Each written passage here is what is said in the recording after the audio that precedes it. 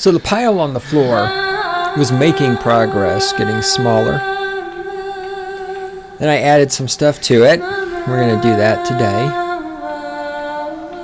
Then the other pile, the pile of Rocky Mountain Collegians, where I'm going to make fun of college students. It's getting larger. It's growing. It's pulsating. That's what she said.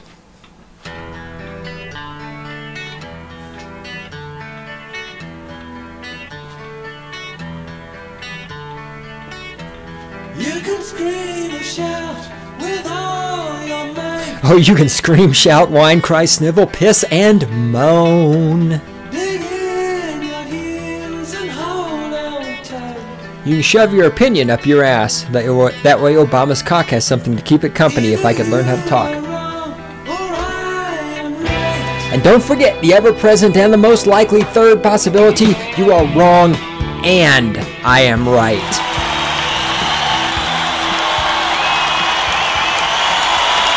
Welcome, my friends and my enemies and people who are completely ambivalent and oblivious to me. Welcome, all of you, to the Stating the Obvious podcast, brought to you by the Cynical Libertarian Society. This is the weapons platform from which I launch the cruise missile of my intellect that homes in on and destroys stupid motherfuckers all around the world. Yes, there are a lot of them out there. And I'm lifting weights right now as I record this. It's probably not a very good idea, but I'm doing it anyway. Sometimes I'm a master of doing things that are not a really good idea. Speaking of not really good ideas, finished up the last of the James Bond movies today. Not the last, but the last of the ones I'm going to watch, which was Casino Royale. I'm not watching Skyfall again because I just watched that one recently. It was so terrible that I was pretty traumatized by the whole thing. But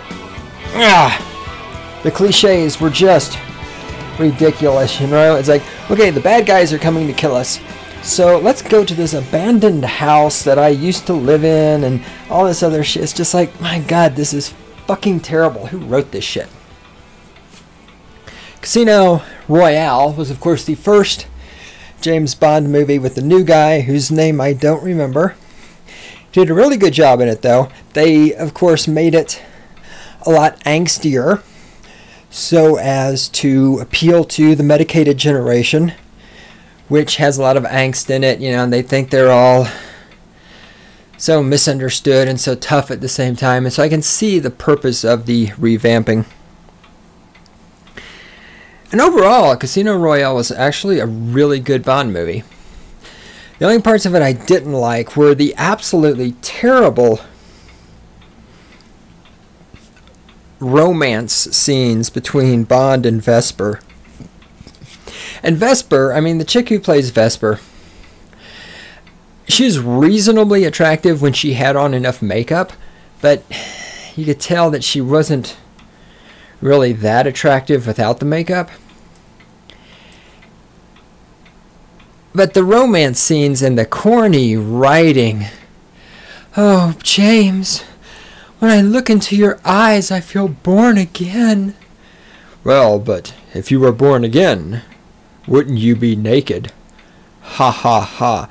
Like, oh, God, it was fucking killing me. And there were so many of these. This was the one and only out of the entire James Bond series. For those of you just listening to Stating the Obvious for the first time in your life, I have gone back. I went back and I was watching every James Bond film in sequence just to do it, just to watch the Bond films. And I've been talking about them here and there. All right, I'm going to stop lifting weights. Hang on. All right. That's interfering with my ability to talk. Like I need anything else to interfere with my ability to talk. Fuck. I can barely pull it off now. Pull it off, get it? Oh, all right. Anyway. So I'm talking about, oh yeah, James Bond. I was watching all the James Bond movies. This is the first and only one where I actually fast-forwarded through sections of the movie. Because the little corny romance scenes where, oh, they're being so whatever the fuck you want to call it, with each other. It's like, I cannot fucking stand this. I cannot fucking stand it. Anyhow, other than that, it was really good. It was quite a good Bond movie. I would say Casino Royale is definitely, I mean, I would easily put it in one of the top 5 Bond movies. Alright, anyways, what else do I need to... Oh, yes! Randy, how far are we into the show? Good. Don't want to mess up my mojo by talking about the topics too soon. Anyway, I am the Great One himself. This is Stating the Obvious podcast, brought to you by Cynical Libertarian Society, cynlibsoc.com on the internet. If you want to send us email, you can send that to God, that's dog spelled backwards, God at cynlibsoc.com. In the control room over there on the other side of the glass is the lovely and adorable Randy. Today is February the 14th, 2014, Valentine's Day. Oh joy. I know Randy's excited to be here, right? Doing the recording, of course you are. Where else would you be? No, your boyfriend doesn't want to spend money on you. You just sit there and push buttons. Alright. I did a podcast, I did an Anarchy Moment about Valentine's Day. So we don't need to talk about that. That's already done. The one thing I did forget to mention in that podcast, having of course said that we don't need to talk about that because it's done, I will now talk about that because with me it's never done and I can't shut the fuck up. The one thing I forgot to say about Valentine's Day is also when you go to these restaurants and you pay these inflated costs for food, what you're actually paying for is to help them get the shit out of their freezers or refrigerators that isn't selling. So let's say, for example, you own a restaurant and you got in a bunch of, fish, catfish. So normally you sell the catfish for $12. The catfish isn't moving very well, and so it's sitting in your freezer and it's getting old and it's taking up space. You want to get rid of it. So what you do is when a holiday comes up, Valentine's Day and Mother's Day are the two big ones, because Valentine's Day and Mother's Day are the two holidays that people who work in the restaurant business hate because that's when everybody comes in and yada yada yada. So what you do is you take all this catfish that's getting freezer burned in your freezer and taking up space, and you make your Valentine's Day special catfish. And instead of charging $12 for it, you charge $18 for it. And because it's the Valentine's Day special and because it costs more than normal, all the dumbass boys out there who think that, oh, if I spend money on a girl, she'll have sex with me, will buy this shit and you get it out of your freezer. So that's something you as a consumer need to know about the restaurant business. And this is an opportunity for me to yet again plug the book Waiter Rant, which is written by a guy whose name I don't remember. But the book is called Waiter Rant, and he wrote a second book, something about tipping or something. It was terrible. It was horrible. Do not read it. It will hurt your eyeballs. It was fucking terrible. But the book Waiter Rant was fantastic. Highly, highly, highly recommend that you read that book. All right, I like lettuce. Lettuce is good for you. Not the iceberg lettuce, though. Iceberg lettuce has no nutritional value whatsoever. Get lettuce that has actual nutritional value. Iceberg lettuce is disgusting. Let us move along to some actual content. We are 9 minutes into the show, so it would be about time for me to actually start talking about something of value. Get the computer keyboard the fuck out of my way. And here we go. Now, I mentioned this briefly in I think the Anarchy Moment you're going to hear. No, I think it was the Valentine's Anarchy Moment. I was on campus, CSU campus, and I picked up a USA Today and a New York Times. So this is some stuff I'm going to read from USA Today and New York Times. And unlike much of the stuff that I read, which is from 2009 and shit like that, this stuff is current. And this shit is hilarious. And the fact that so many of you get your news and information from the kind of people who are writing in these newspapers, it kills me. This is funny. There's article in here. I didn't actually read it, but it's about some kind of Jewish dating site. And then it's called jdate.com. And it has like some promo memes or whatever for them. And I love this one. It says, more Jews than a Chinese restaurant on Christmas. Oh, that is fucking funny. Some of you out there going, Jews in a Chinese restaurant on Christmas. I don't get it. I don't understand, Martha. What's funny about that? All right, anyway.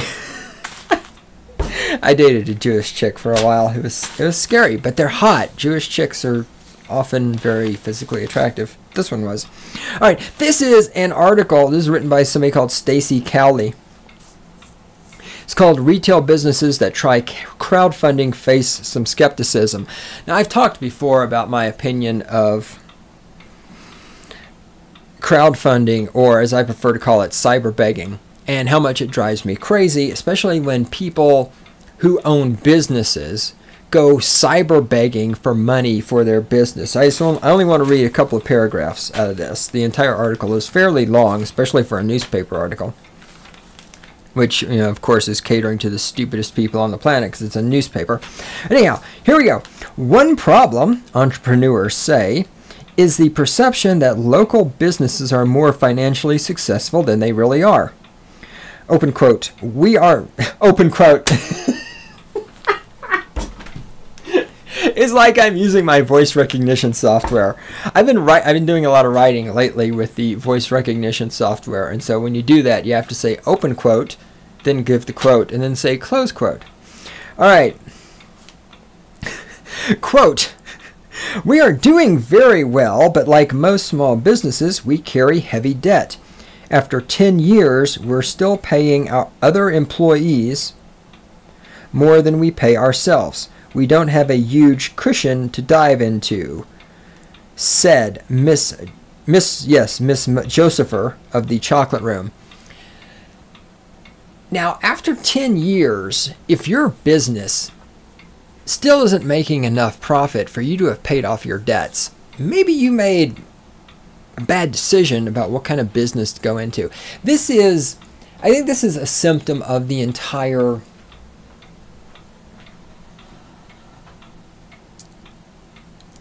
concept that's permeating our society in the financial mindset. Ow! I'm serious. Ow! Randy, I'm having a fucking foot cramp. Ow! No, I'm not making this up. Jesus Christ. Anyway, on a stick. Ow! Damn it! All right, that's what I get for lifting weights before the show, apparently. What? I am drinking water. Fuck. You're not my mother. Mommy, make it stop. Ow. Those of you listening to this podcast, aren't you glad that I don't edit this thing? Fucking hell. I am having a foot cramp from hell. Jesus, fuck. All right, anyway. What was I bitching about before I had a foot cramp? Oh.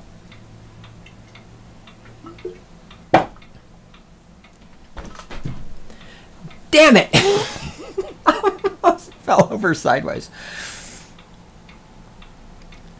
We have this idea in our society that borrowing money and having all of this debt is not that big of a deal. I mean, look at that. Somewhere in here, there's a thing about the government raising the debt limit again or something. Ow, we'll find it in a minute.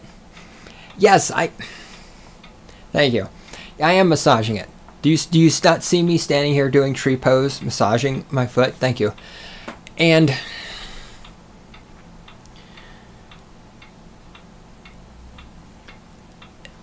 I mean, look, if you're going to start a business, I understand starting a business incurs startup cost.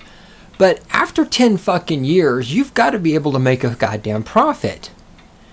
This thing where people start a business and 10 years later, you still can't pay yourself more than you pay your employees, who are probably making minimum wage, then you're doing it wrong. And it's not wrong in some kind of moral sense. You know, it's not like It's not like these people have murdered someone or something, but I mean, financially speaking, this is what drives me crazy about the fucking businesses cyberbegging. If you're offering a product or a service, you have to price your product or service in such a way that you can fucking recoup the cost and make enough money for you to live and pay your bills. And this is why it always drives me crazy when all these fucking nonprofits and all these white trash pieces of shit out there always want stuff free or cheap.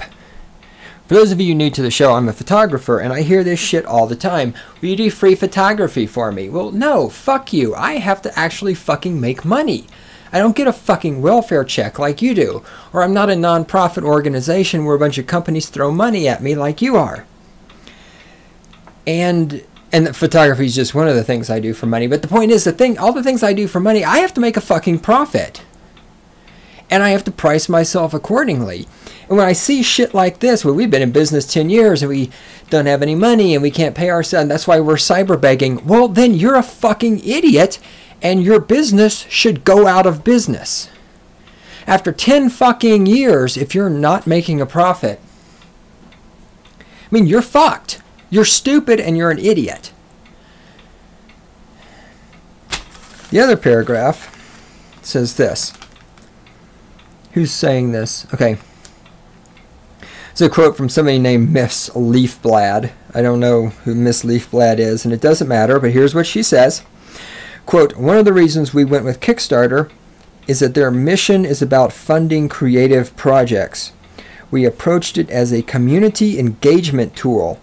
Yes, you're looking for money, but you're also looking to build a community around your idea. Unquote.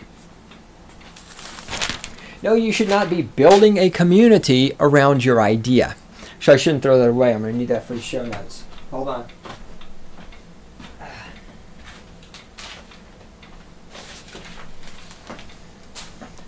Yes. You should not be building a fucking community around your idea. You should be building customers and clients who are willing to pay you what you're worth. That's what you should be building, because if you do that, you don't have to go on the fucking internet and embarrass yourself by cyberbegging. But of course there is no embarrassment in cyberbegging anymore because everybody does it. It's totally fucking cool. Alright, what do we got here? What am I going to bitch about now? Oh, this. New York Times business page. Make sure there's nothing else in here I need to do. Toyota recalls newest Prius over software. Tokyo Motor is recalling all of the 1.9 million newest generation Prius vehicles it has sold worldwide because of a programming error that could cause their gas-electric hybrid systems to shut down, the automaker said Wednesday. Toyota's decision to issue such a wide-ranging recall, made voluntary, is a marked change from its approach 5 years ago when it resisted cooperating with regulators looking into problems of unintended acceleration in its vehicles. Now I want to point out, I did a podcast about the Toyota Prius unintended acceleration. You can go back, you can find that, and you can listen to it. I remember this. People saying, yes, the floor mat forced my car to accelerate, and I couldn't stop it. It was fucking hilarious. It was pathetic. It showed just how stupid Prius drivers are. I fucking hate people who drive Priuses. Randy, I also forgot to fill my water bottle before we started. So next time, if you would remind me to do that, Mom, that'd be great. No, I am not responsible for my own actions. No, there needs to be a motherfucking goddamn law. There should be I should not have to fill my own water bottle. That is discrimination. There should be a fucking law. All right, anyway.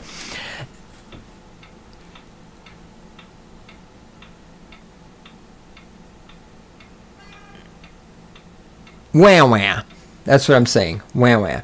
There, what's this? And then the recall also underscores the growing complexity of today's vehicles, which are increasingly laden with technology and electronic systems that can leave them more susceptible to problems.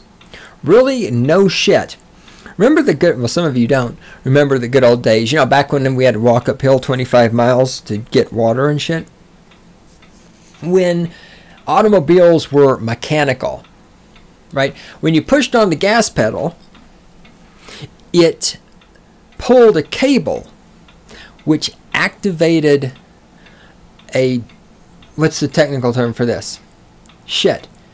It activated a actuator which opened and closed, thus controlling the amount of fuel injected into the carburetor and controlling how fast the car goes. Now, when you push on the gas pedal, all it does is send a signal to the fucking computer, which does shit. And yes, we're going to see more and more, because you know, a software problem on your computer ain't necessarily that big of a deal.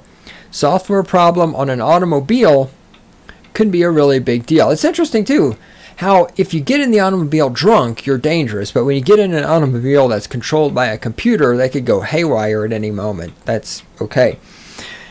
And there's also the problem with the software is, as some people have shown now, there's internet videos about this. And if I think about it, I'll fucking link those in the show notes, showing how you can actually remote control an automobile. There's ways to, and they showed how you can do this. You take a CD or CD, DVD, whatever, and you can put the software on there. You put it in the car's CD player, and just like a virus, it will insert itself into the car's computer, and then you can take control of the automobile remotely. And of course, like any piece of computer hardware, software, this can be hacked. This is going to be hacked. Somewhere down the road, this is going to cause problems. Can you imagine? Can you imagine? For those of you who, you know, think they hate us for our freedom, and you're terrified that there's going to be another 9/11, and you like having strange people touching 8-year-old boys' penises in airports and calling it security. And also, for those of you who are afraid of them terrorists, can you imagine all the automobiles in downtown New York having their systems hacked simultaneously, and somebody just pushing the button that tells those automobiles to accelerate full speed? I mean, the damage that you can do. But of course, we in Western society, and especially in the United States, have become so dependent on technology and computers to do everything for us, and have become so convinced that having computers do everything for us is the best way to go. You know, the idea that this computer-controlled automobile is superior to an automobile which functions purely on a mechanical basis is something that you're never going to be able to get people to move away from that. Because we have this mindset that anything that comes off a computer, it must be better, right? This is why people think MP3s are better than albums. And this is why people believe anything they see on the internet. Because, well, it's on the internet, it's on a computer, it must be true. This is why you can create an Excel spreadsheet and punch some numbers into it and make the wrong shit come out, but people will still believe it because, well, it's on a computer.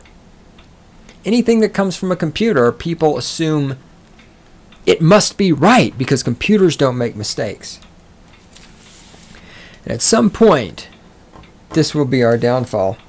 Oh God, this is hilarious. And suddenly now we start getting into longer, let's see, do I want, okay. Let me finish this one up. This is the last bit from the New York Times, and it's going to be a bit of a long one. This is fucking hilarious. Batten down the hatches. UN report says progress for women is unequal. And did you expect that a report from the UN would say anything other than women are oppressed and patriarchy and rape culture and blah, blah, blah? Did you really for a moment expect anything different? I'll be right back.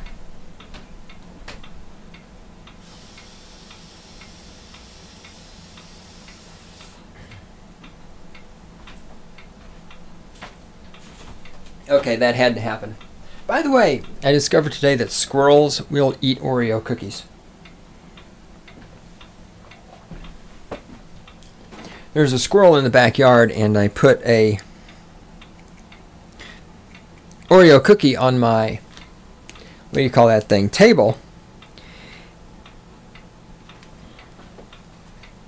Not only did the squirrel eat it, but it was interesting to watch the squirrel problem solving how to get onto the table.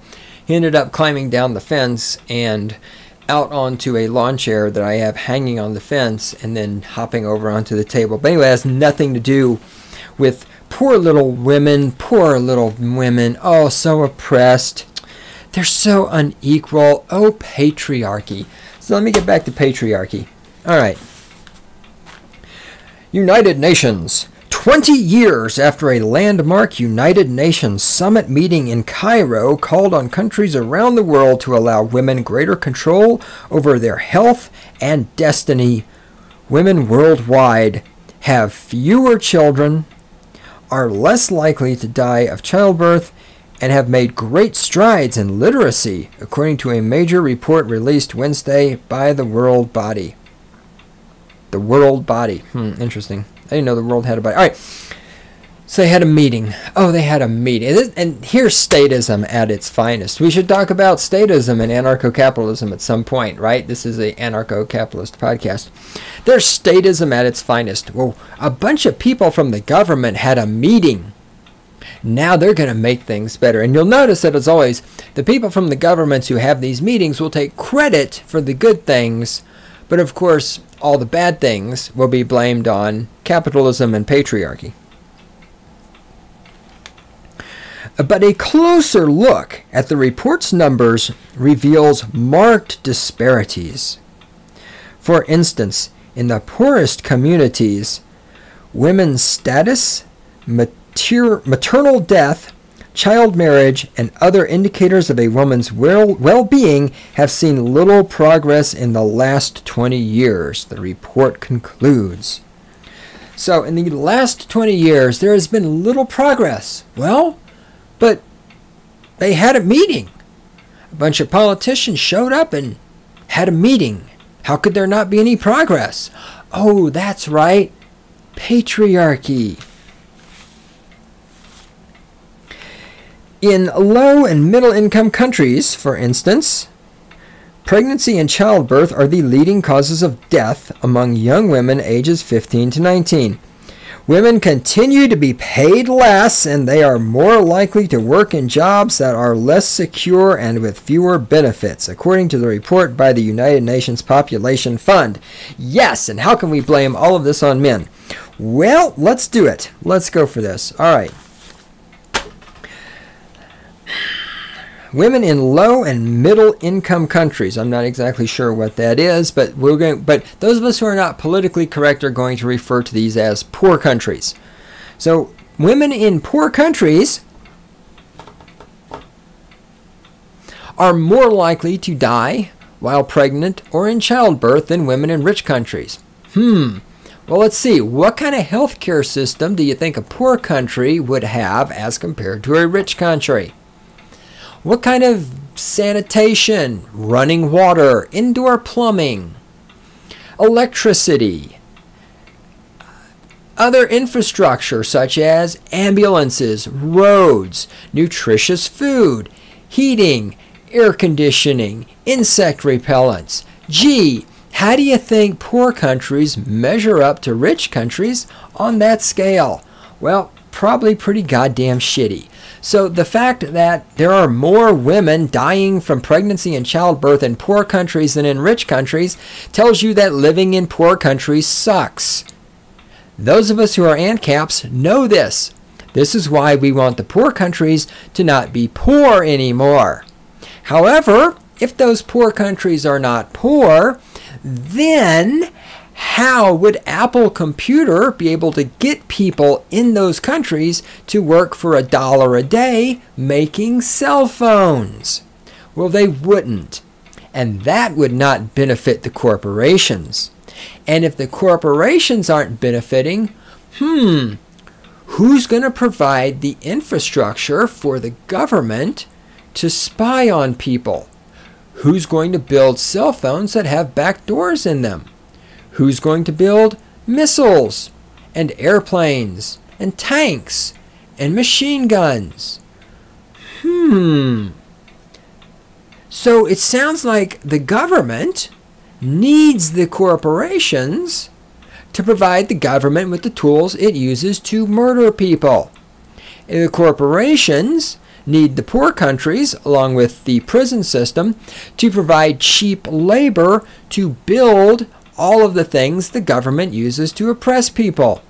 So maybe, just maybe the state doesn't want poor countries to stop being poor. Maybe that's why women in poor countries are dying from pregnancy and childbirth, because they live in poor countries and they're kept poor by those of you who vote Democrat and Republican. Have you ever thought of that? No, you haven't, because you're stupid motherfuckers, because you're statist, because you're 99%ers, because you're busy slobbering Obama's cock and swallowing his cum. You can't think for yourself. And of course, women continue to be paid less. Yes, and women deserve to be paid less. Don't shut the fuck up, okay? Unlike many of you out there who are on welfare, I've had jobs. I've owned businesses, okay? Women are paid less because women are worth less. First of all, they get pregnant and can't come to work. Second of all, especially today, and here's the thing, we can totally differentiate between first world countries and third world countries. In first world countries, women are paid less because women get softball college degrees like hyphenated studies and English literature and sociology, which are all completely fucking worthless, and journalism, but you can't tell them that. Women spend more time getting pregnant and they can't come to work. Women, again, I've had jobs. Anytime a woman comes into the workplace, the first thing you have to do is lower the standards, lower the performance standards for the women. I was in the military. Women came in the military. Did they do the same PT test men did? Well, no, of course not. You have to have lower standards for the women. Well, I'm not going to fucking list, but just trust me on this. Unlike many of you, I've actually had jobs, and I can tell you, when women show up, the first thing that happens is you have to lower the standards because they can't fucking do it. That's why in first world countries, women get paid less. Now, in third world countries, and I know third world country is politically incorrect, and that's why I'm using it, because my goal here is to offend you. In third world countries, the reason women get paid less is because in many of these countries, if not most, men have an obligation to provide for their families. Women don't. In a lot of countries, Girl Writes What did a really good video on this a while back. If you go over to her YouTube channel and try to find it, I don't know what it's called, but anyhow, the point is it's out there. She did this, wherein she talked about several countries in particular. I want to say they were Muslim countries, but I could be wrong. But the point is, in those cultures, the man, if he has a family, is obligated to pay for his family. Wow, what a concept. We used to have that in the United States. Women, on the other hand, the women who work, have no obligation to use the money to pay for their families. They get, on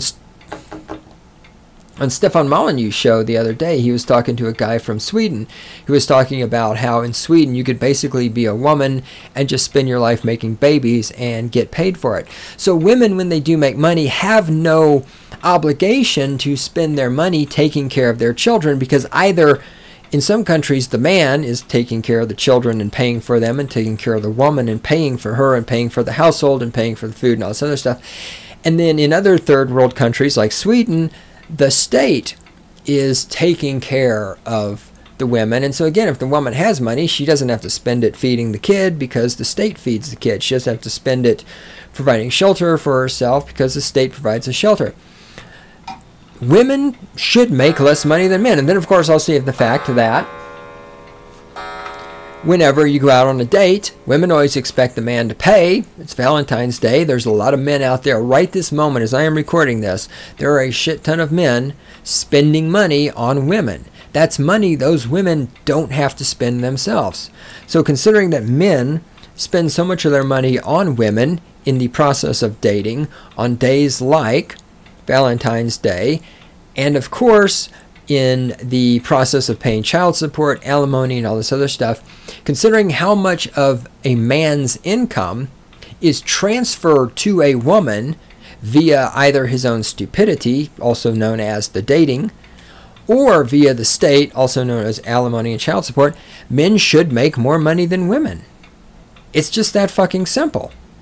And of course, there's the fact that, contrary to what you women believe, women cannot do twice as much work as a man in half the time. I know you think you can, but you can't. Okay? Let me go back to reading. Quote, men have to change, unquote.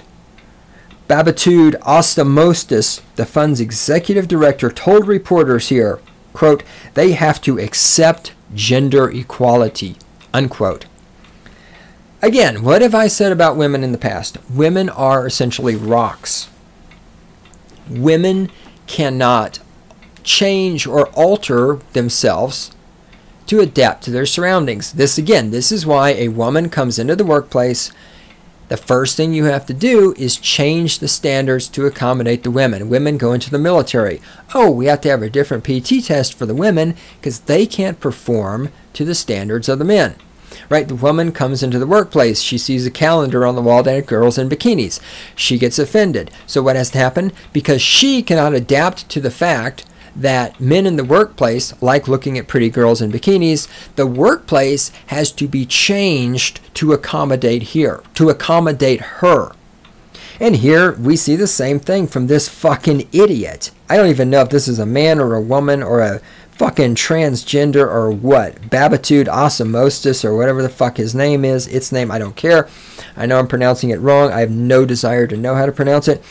Men have to change. Exactly. See, women are getting paid less money because they're worth less money.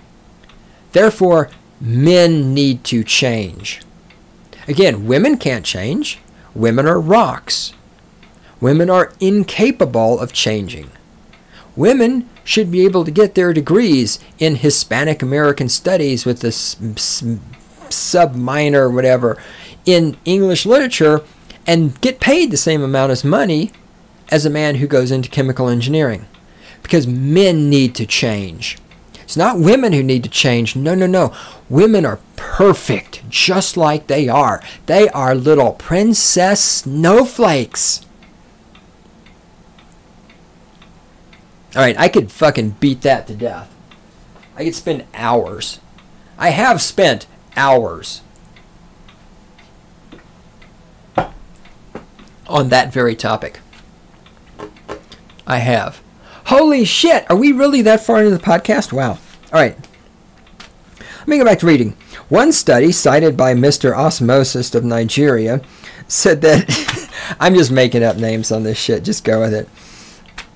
One study cited by Mr. Osmosis of Nigeria said that worldwide, 1 in 3 women reported being physically or sexually abused. Oh my God, I am so fucking sick of hearing about the rape.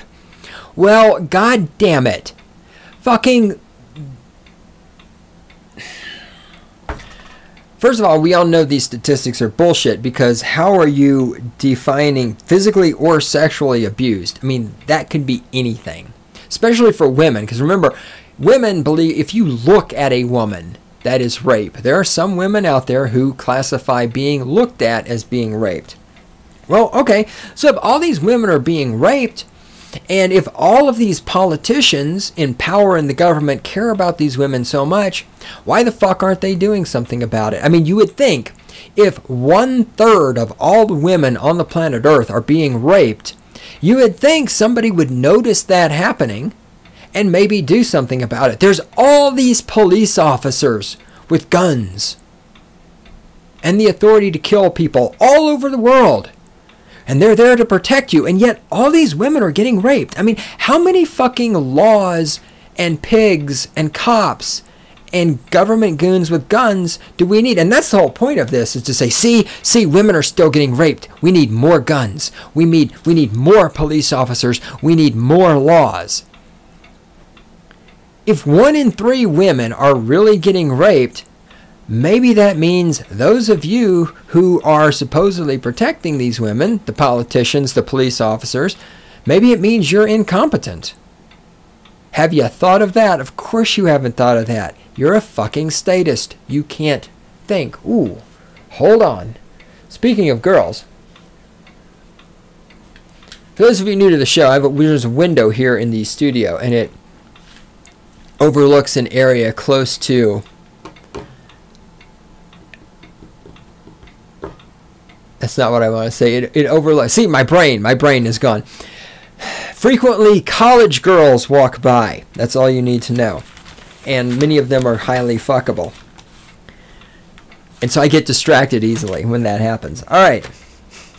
Especially when they're wearing skirts. Yes.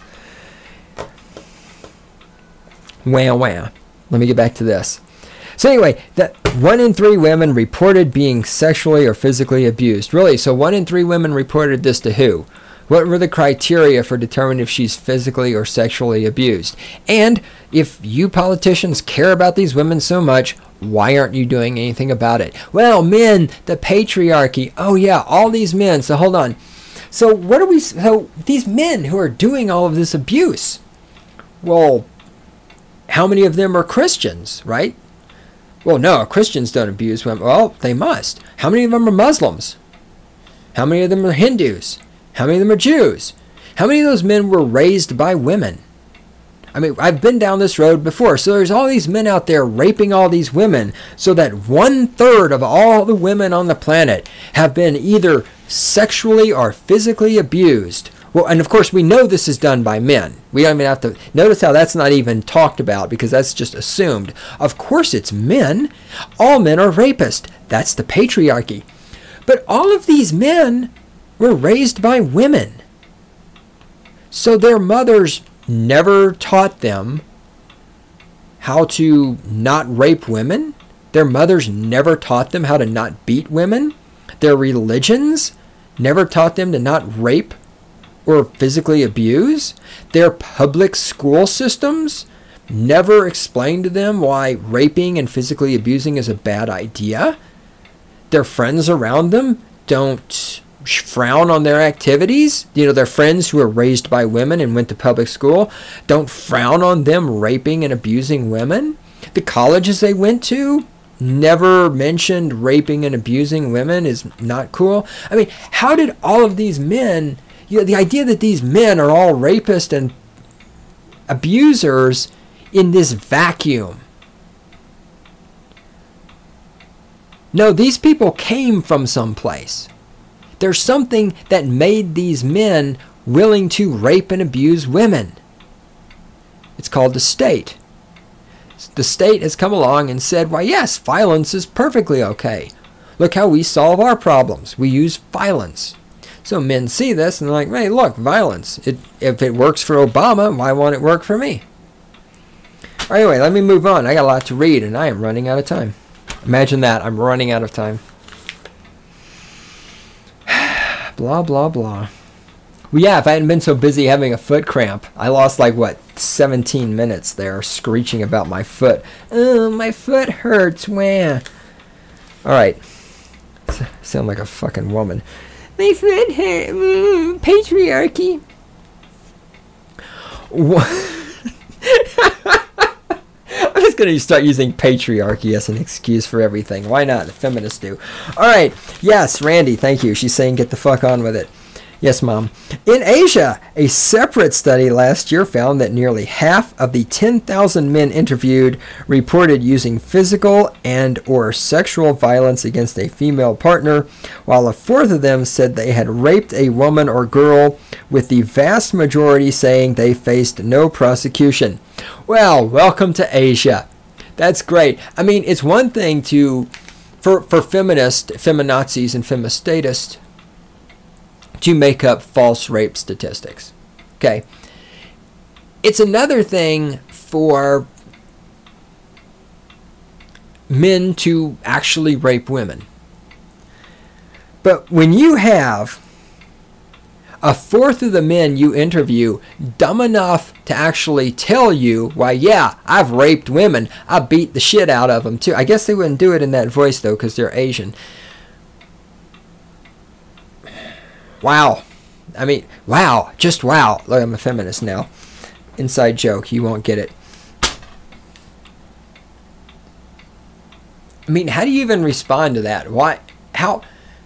Asians are supposed to be smart. Smart people don't go, yeah, I raped women. All right, anyway. So according to these men, were dumb enough to say, of course, and again, it's Asia. Over there, raping or beating your woman, not a crime. I mean, because they're so enlightened, right? They're all ancient civilizations. China's been around for a long time. They invented all kinds of stuff. They've had communism. They're a socialist country. They build iPhones. It's a wonderful place. They're so enlightened over there. That's why their men, 1/4 of their men, are not afraid to come right out and say, yep, I rape bitches. Because they are so enlightened in those Asian countries. If only we were more like them. It cited another survey in the Democratic Republic. The Democratic Republic of Congo. Any country called a Democratic Republic should scare the shit out of you. Oh, wait. We're a Democratic Republic in the United States. And I've just proven my point. Where 1 in 3 men reported having engaged in sexual violence. What is sexual violence? I mean, again, what exactly does that mean? And who are the 1 in 3 men who are stupid enough to admit it? But again, over there, you can probably smack the shit out of a woman and nobody cares, right? Because in these third world countries where women are dying in childbirth and dying while they're pregnant, which are really poor and don't have infrastructures or modern technology or running water or anything else, it's okay to beat the shit out of women. So, yeah, there it is. The gains were most striking in education. In a majority of countries, there was gender parity in primary education, though there were abiding gaps in secondary schools and college. And of course, this is not true in countries like the United States. All right, in the United States, more women than men are going to college, more women than men are getting college degrees at this time. I don't know about other countries, and I honestly don't really give a shit. If you care, look up the fucking statistics. Find out for yourself. But here in the United States, and as I said previously, women are just getting degrees in shitty stuff they can't get paid for. That's why more women are getting college degrees, but they don't make as much as men because they're getting shit in, they're getting degrees. If I slow down, I can talk. Deep breath. They're getting their degrees in shit like social work and journalism. And holy shit, I'm running out of time on the podcast. Thank you for the warning, Randy. There's no way I can finish this off. All right. We're going long. Yes, I know you hate me. I know you hate me. It's okay. We are going long.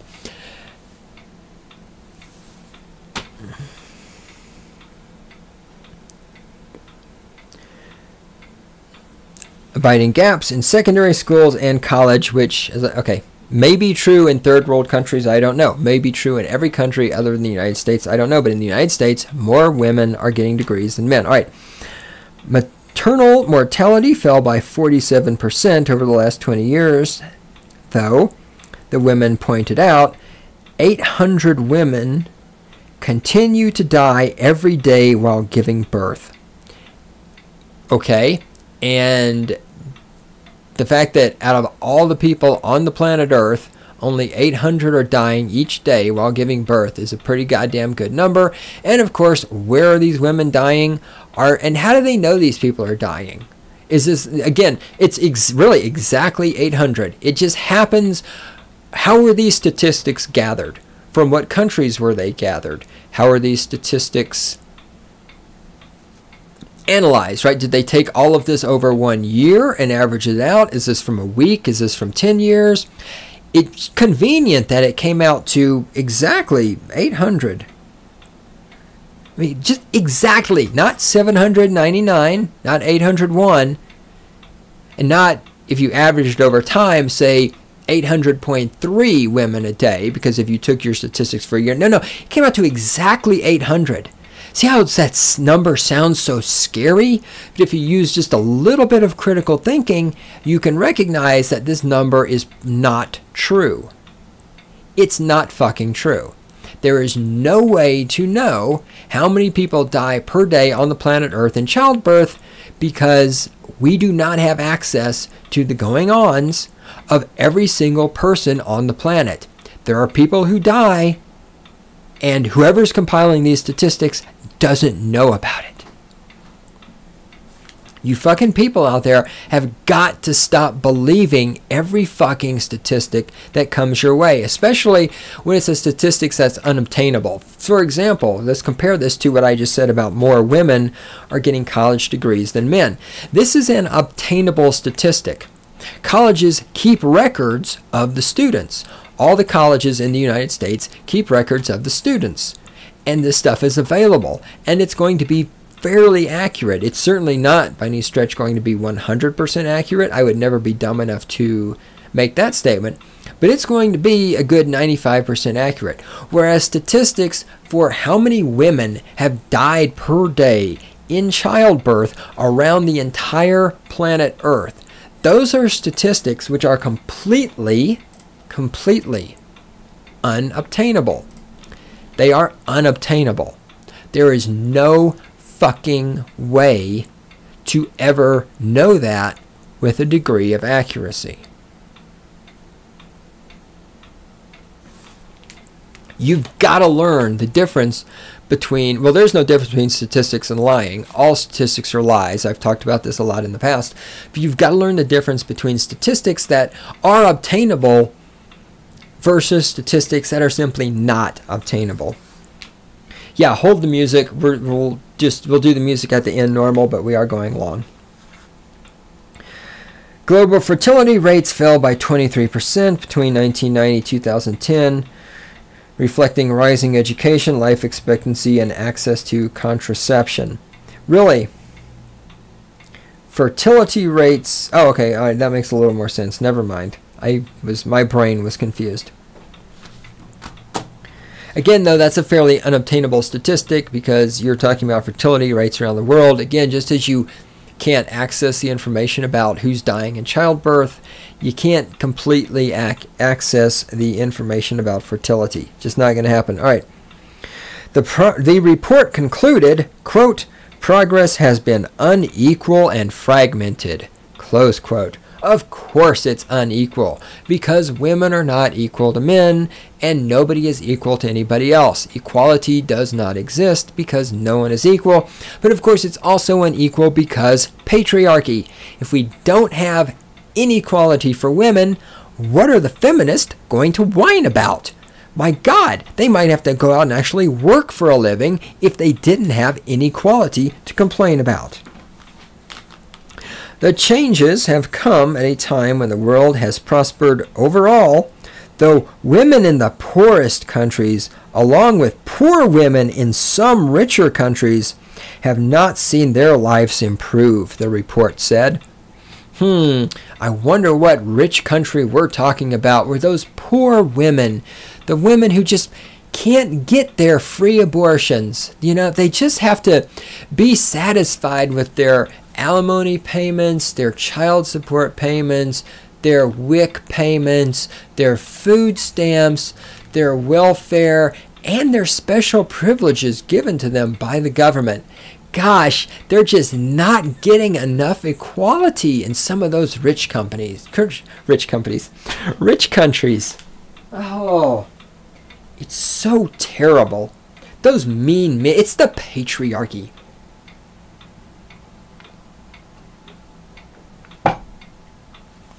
I wasn't really intending to turn this into a femistatist-centric podcast, but it just happened because this article showed up. I've been ripping on femistatists a lot lately. I'm trying to fucking stop and talk about anarcho-capitalism a little bit more and femistatism a little bit less. But femistate, God, Stefan Molyneux, I listened to one of his videos earlier this week, and Oh, God, it was one of those just brilliant, brilliant moments that Stefan says shit that is so important and thought-provoking. Where a caller said, called in and said, what kind of culture or what kind of family environment creates a left-wing statist as opposed to a right-wing statist? And Stefan explained how left-wing statists come from matriarchal families, because in the matriarchy, where the woman runs everything, what is it women are concerned about? Women are concerned about, is everybody getting enough food? How do they feel? She's concerned with things happening inside the home, and she doesn't care that much about things happening outside the home. And that is the beautiful analogy to left-wing statism. You look at people who are left-wing statists, right? What do they care about? Well, how do we get free abortions? How do we get more food stamps? How do we get more welfare? How do we raise taxes on rich people? And what they don't care about is Obama murdering people in foreign countries with flying robots, because that's happening outside of the home. And the matriarchal society, the matriarchal family, the matriarchal culture is, because it is matriarchal, focused inward on the household, which is what women should do, is focus inward on the household. The man should focus outward. Let's go back, how many thousand times have I talked about this? Aristotle talking about the family. What did Aristotle say? The man brings the resources into the household. The woman manages the household. That's the way it's supposed to fucking work. Aristotle figured this shit out thousands of years ago. Femistatists still think it's patriarchy. Well, you know what? You want to prove to me it's not, it's patriarchy and that you care so much? Why don't you femistatists start noticing the fact that Obama is murdering people in foreign countries with flying robots? Fucking impress me by pulling your heads out of your fucking cunts and getting your shit together, all right? Fucking rape culture, patriarchy. Fucking impress me by learning how to think. And as it was hilarious, because as Stefan Molyneux pointed out in this thing, he said you'll notice that feminism is left-wing statism, and I'm using the term left-wing statism. He didn't. He said left-wing or liberal or something like that.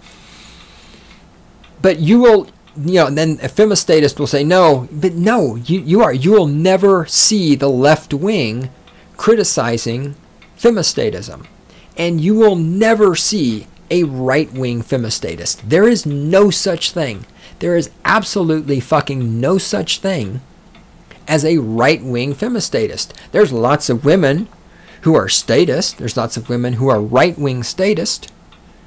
But there is no such thing as a right-wing feminist. It doesn't happen. There's not one out there. So femistatism, feminism, feminazism is liberalism. Not sure how I even got on that topic. Patriarchy. That's it. Yes, patriarchy. Of course. What else could it be? All right. Wah, wah, wah. Oh, that's right. Because the lives have not improved. See, I'm getting back to the article. Quote, in conditions of structural poverty, the report said, quote, the threats to women's survival are especially acute due to the lack of access to health services, particularly sexual and reproductive health services, and the extreme physical burdens of food production, water supply, and unpaid labor that fall disproportionately on poor women. Wow. Just wow. Again, sorry, that's an inside joke.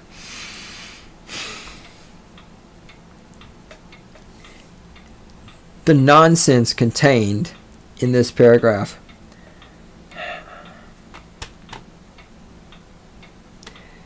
Again, women don't have access to health services. Let's translate this into normal person talk. Women don't get enough free abortions. Women have to actually pay money for their own birth control. Oh my God, can you imagine how oppressive? You have to buy your own fucking birth control pills. The extreme physical burdens of food production, water supply, and unpaid labor. Wait, Where in the world are women undergoing extreme burdens of food production and water supply? There's no fucking burden involved with water supply. You either have water nearby or you don't. Right? And sorry, it's politically incorrect, but fuck you. It's like, why Ethiopia? Like, you're living in a fucking desert. Oh, you have to walk 25 miles uphill to get some fucking water? Well, you're living in a fucking desert.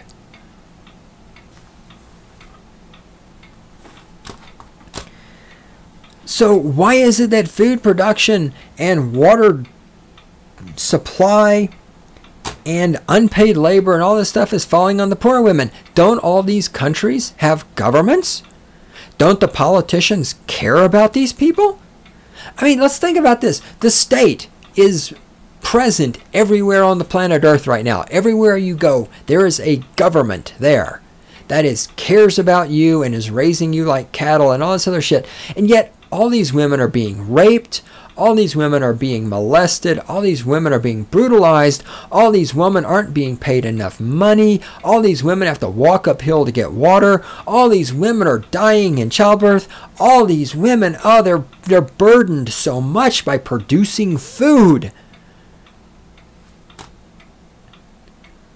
If the politicians care so fucking much, why is all of this happening? This is the analogy I made 1,000 times. You hire a plumber. The plumber comes over. The plumber doesn't fucking unclog your sink, and the plumber leaves and sends you a bill. Why would you pay the plumber? The plumber hasn't fucking done what he's supposed to do in return for money. Yet with the state, nobody can figure it out. Oh, we elected a government. Well, the government isn't fucking doing anything, and yet what do? You keep paying your taxes, you keep voting for the government, you keep sucking Obama's cock, you keep talking about, well, without the government, who's going to build the roads? Well, wait, there aren't any fucking roads. That's why these poor women are having to walk uphill 25 miles to get some fucking water while they're pregnant, and then they're falling down dead, and nobody can do anything about it because they're in a fucking road or an ambulance or a hospital.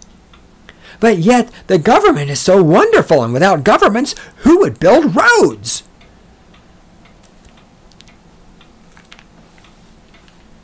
But we have plenty of money to kill people in foreign countries with flying robots. We have plenty of money for the drug war. We got plenty of money for iPhones. What if everybody who bought a fucking iPhone sent that money to some third world country, to some woman who's walking 25 miles uphill to get water? But no, what's more important, that bitch or your fucking iPhone? You know, fuck that bitch, let her die. I need an iPhone. People fucking disgust me. The report repeatedly cites growing economic inequality. Yes, we must always repeatedly cite growing economic inequality, because by God, patriarchy and capitalism, those men have to change, and we've got to stop making profits, because profit is evil. So these countries where these women are all walking uphill 25 miles to get water, why don't they do a fucking Kickstarter fund?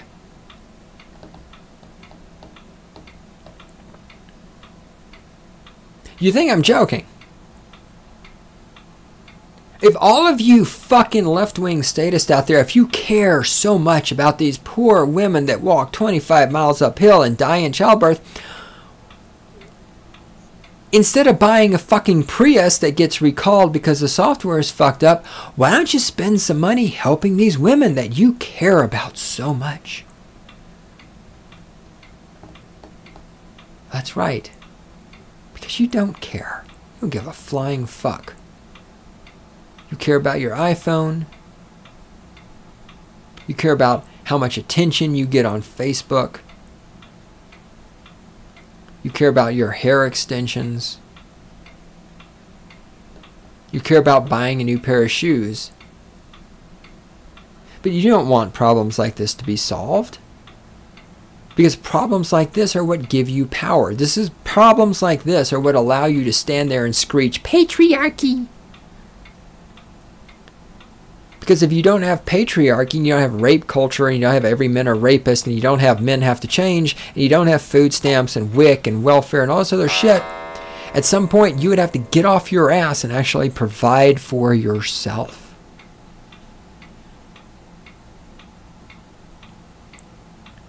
And as a statist, that's what you can't do.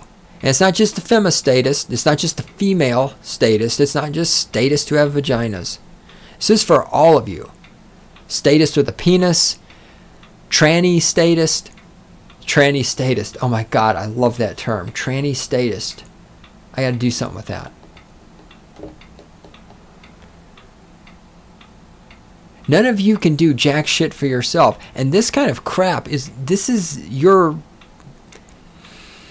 the kind of blunt instrument that you attempt to use to bludgeon people who actually create and produce into submission. And this is, for those of you out there who are minarchist or who are full-fledged ANCAPs at this point, or are evaluating these ideas and thinking, do I want to make this transition? Does anarcho-capitalism make sense to me? Let me throw this at you. This just came to my head. So it may be a little disjointed, you know, unlike the rest of every podcast I've ever fucking made. God forbid. Disjointed. What the fuck, right? Part of making the leap to being an ANCAP is the ability to recognize this sort of thing for what it is. Right? This is an attempt at emotional blackmail.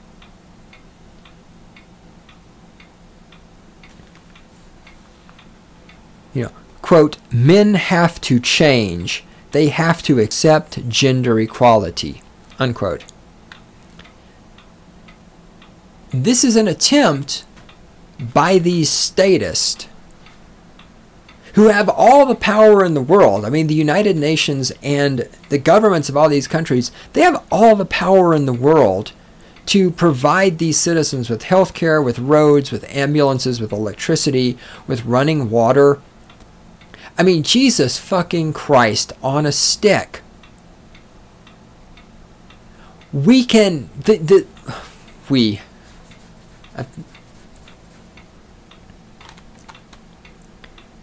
The assorted governments of the United States can refine radioactive material, build nuclear submarines, put nuclear missiles in those submarines and distribute them around the planet. Right? England, France, the United States, Russia can bring all of those resources to bear. Yet we can't get some fucking bottled water to some poor people in Ethiopia. And you have to be able to look at this and recognize when the politicians say shit like this, they're trying to emotionally blackmail you into feeling bad so that you will not notice that the politicians are focused on shit like nuclear missiles, killing people with drones, the war on drugs. Can you imagine? Can you fucking imagine? All the money, the vehicles, the fuel, the resources, the people, if all the money the United States alone spends on the war on drugs, if all those resources were devoted to getting bottled water to people in poor countries. All of this is emotional blackmail to make you not notice that.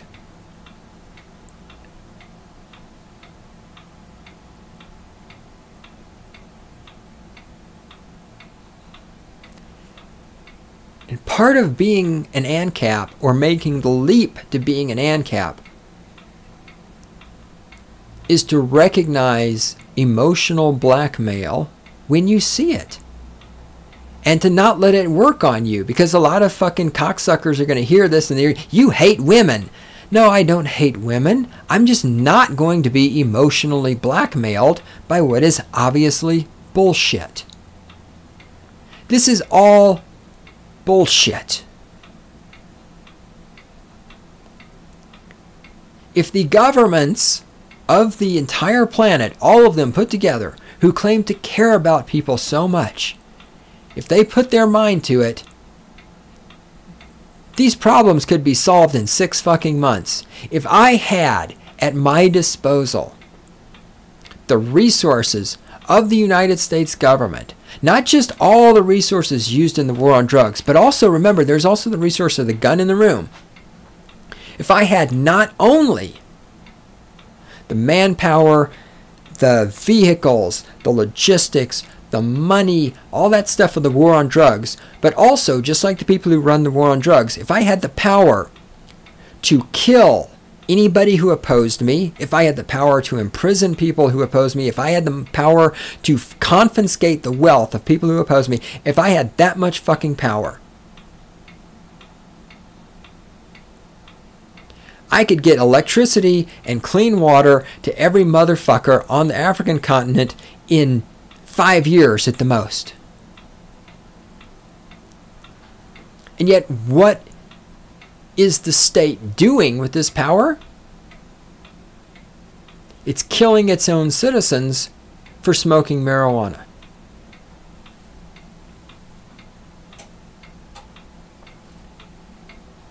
This is all bullshit. It's all emotional blackmail bullshit.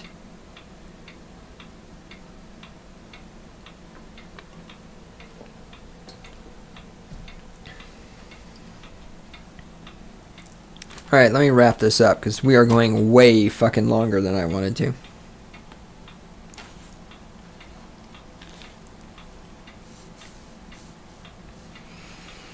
The report repeatedly cites growing economic inequality worldwide, pointing to a recent qUsi study that shows that fewer than 1% of the adults worldwide control 41% of the wealth, while more than 2/3 of the world's adults control only 3% of the wealth. And how much of the wealth is controlled by the state? Again, this is a diversion. This is a emotional blackmail tactic. Look, there's those rich 1%. Let me explain something. I've talked about this before. I'm going to talk about it again. I know, Randy, she wants to kill me because we're... You love me. Stop it. You love this. You have so much fun listening to me rant. Hey, at least I'm staying on topic now. You have not had to remind me to stay on topic. Right? Good. Shush. Yeah. Yes. All right. Yes, Mom. All right. Why do the richest 1% control so much wealth? Well, let's see. Let's think about this for a minute.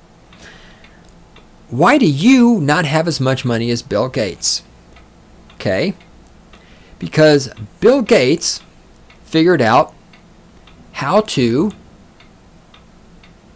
take a device, a computer, and make it easy for people to use. Bill Gates figured out how to assemble other people to help make computers easier to use.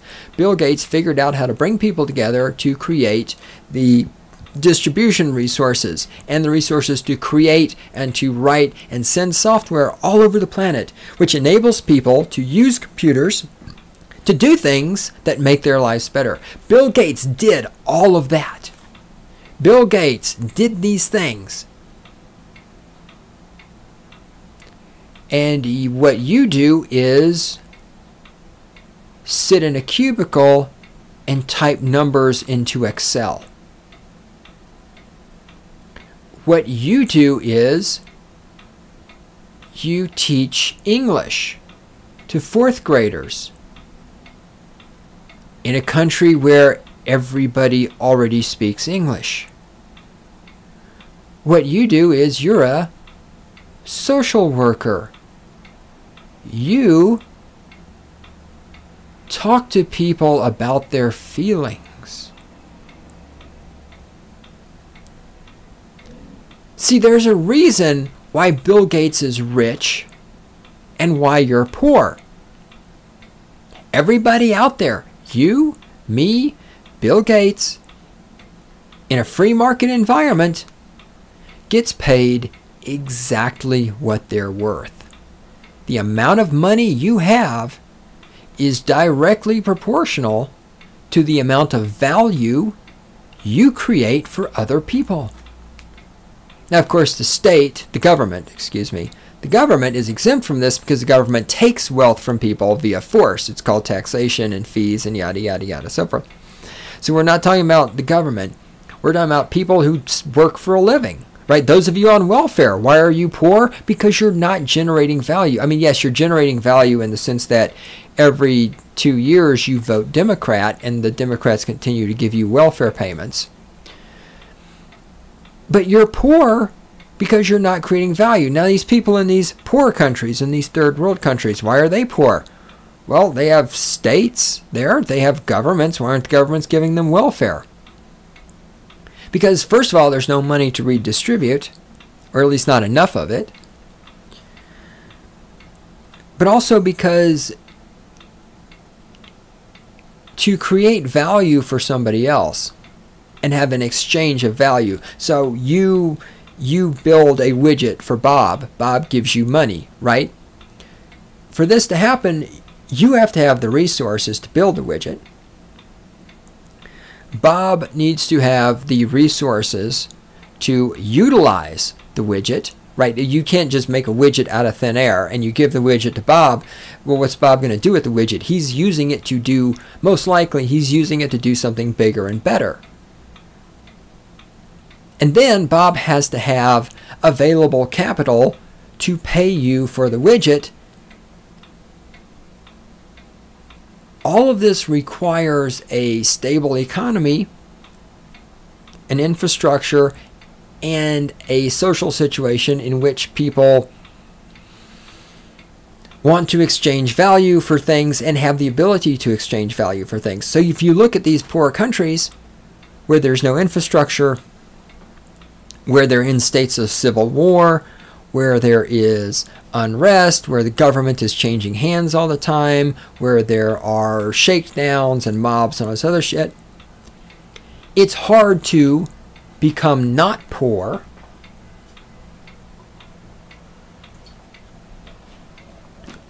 because in order to sell the widget, you have to have the resources to make the widget. The person you would sell the widget to has to have the resources to use the widget, right? So if you're living in this whatever desert environment where you walk 25 miles uphill to get water and women die in childbirth and you're living in tents or whatever, well, what kind of value for other people can you create in that environment? And that's not to say that they're not creating value. They create a different kind of value in that environment. I mean, production of food, walking uphill to get the water and all that stuff. Okay, I don't want to say they're not capable of creating value for each other because that's obviously not true, but it's a different kind of value. The kind of value you create for, say, example, your neighbor is sick that day, so you walk uphill 25 miles and bring your neighbor water. Okay, that's value. That is definitely value, and it's a good thing to do, and it's righteous and all that other stuff, okay? But that's a different kind of value than writing Microsoft Excel. Because the value of getting water for your neighbor is not something that can be resold. It's not something that can be scaled. It's not something that you can build on over time, and it's not something that can bring in profit in the sense of money, in the sense of capital, in the sense of resources that you can then turn around and reinvest.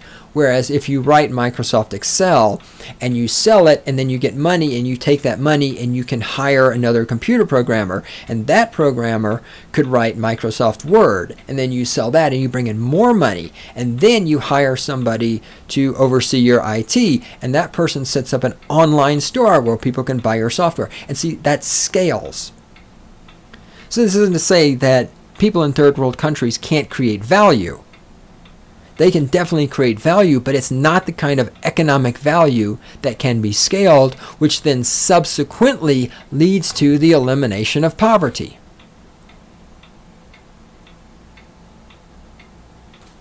And screeching patriarchy isn't going to solve this.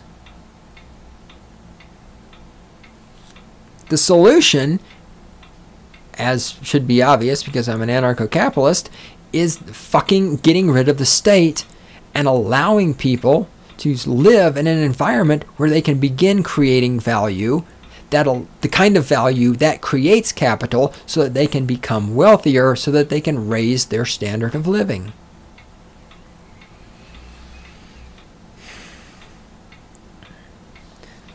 The report also documents a marked demographic tilt, with much of the industrialized world inexorably aging and the world's youth concentrated in the developing world. Indeed, 90% of people between the ages of 10 and 24 live in the developing world.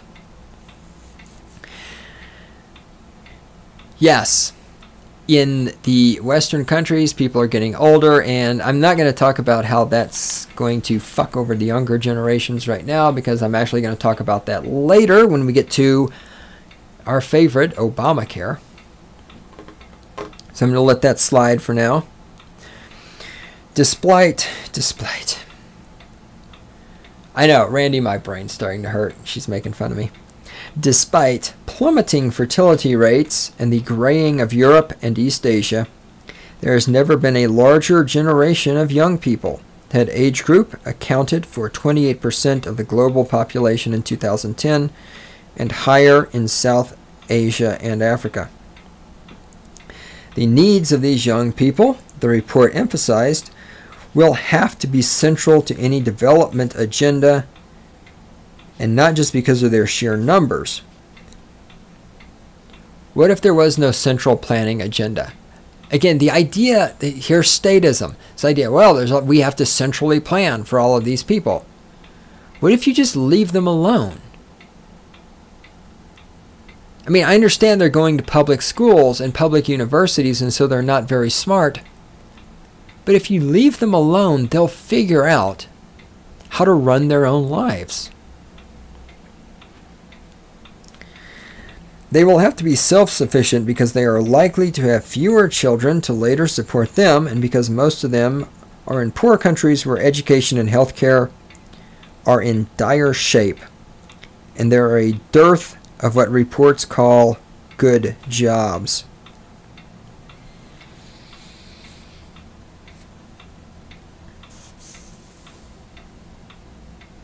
So we need more central planning, because these young kids live in these poor countries where central planning has so far not produced adequate health care, adequate education, or good jobs. Well, maybe that's because central planning can't produce education, health care, or good jobs. Maybe that's because those things can only happen in a free society, in a market economy, where people can say, hey, I'm going to provide the service of education, and if you compensate me what it's worth, and I'm going to provide these medical services, and you're going to compensate me what it's worth. And then the person who is healthy and gets an education go out and say, hey, I'm going to provide this service. I am going to be a plumber, and I'm going to bring running clean water to this village. And people can pay me what it's worth. But of course we can't have any of that because that's patriarchy. Because somebody's making a profit. And from the statist perspective, it's best for these people to live in poverty than for one of these people to make a profit.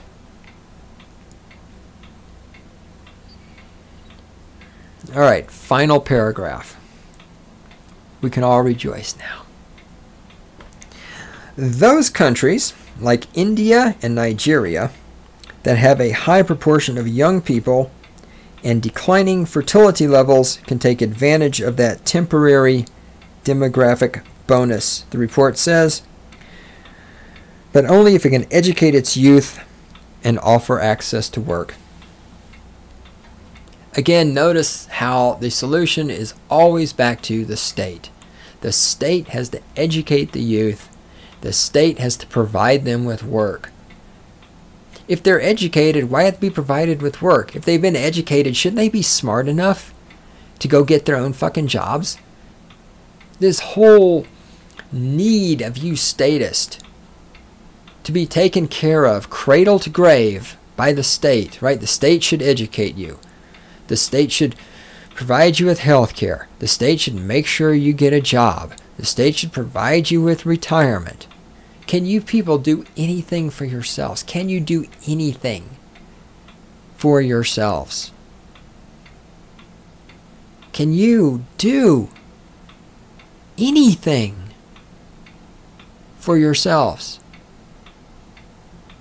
Or are you going to go through your entire fucking life just screaming patriarchy, 1%,